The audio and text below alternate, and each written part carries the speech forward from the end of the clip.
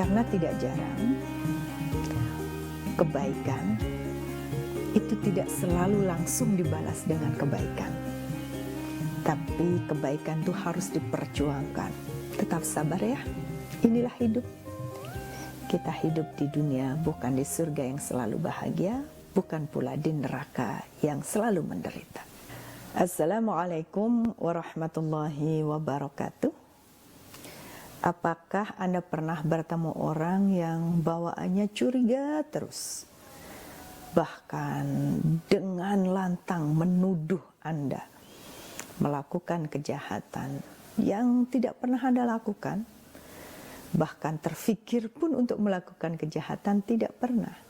Tapi mereka begitu yakin bahwa di balik yang Anda katakan ada tafsir, rencana jahat, pikiran jahat.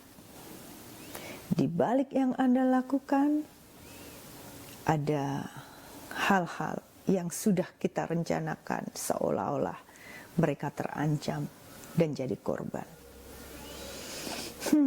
Mengapa ya ada orang seperti itu?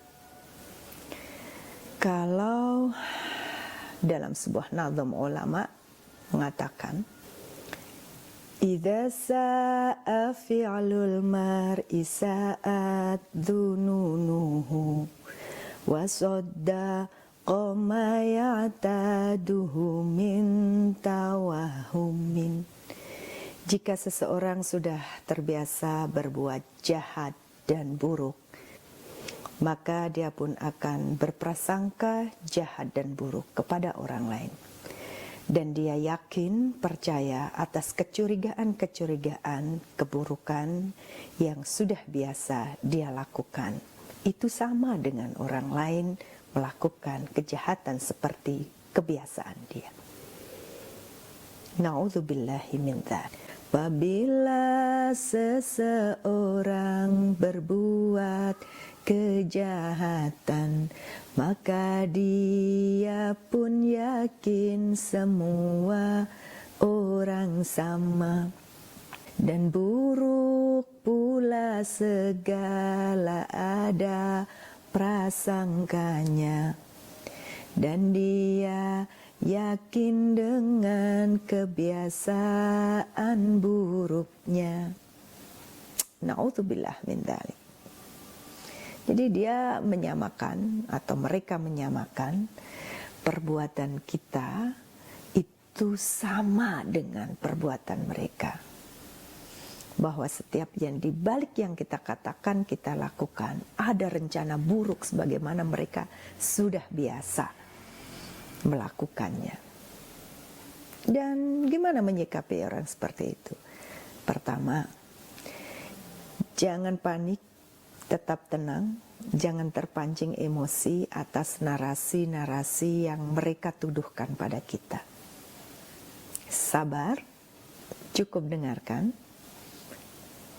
cukup tersenyum, dan yang kedua, nggak perlu kita kehabisan energi menjelaskan pada mereka bahwa kita tidak seburuk dan sejahat yang mereka tuduhkan.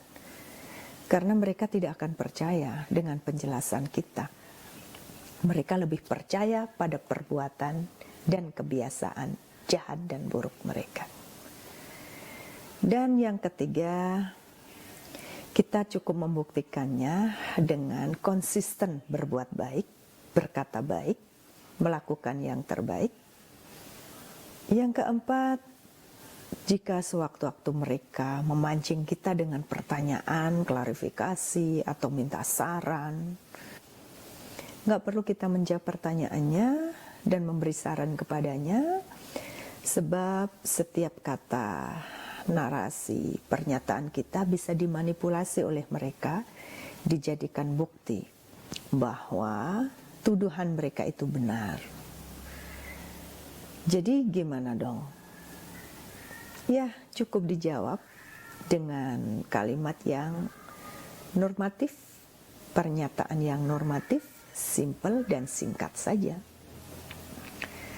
Selanjutnya, bagaimana?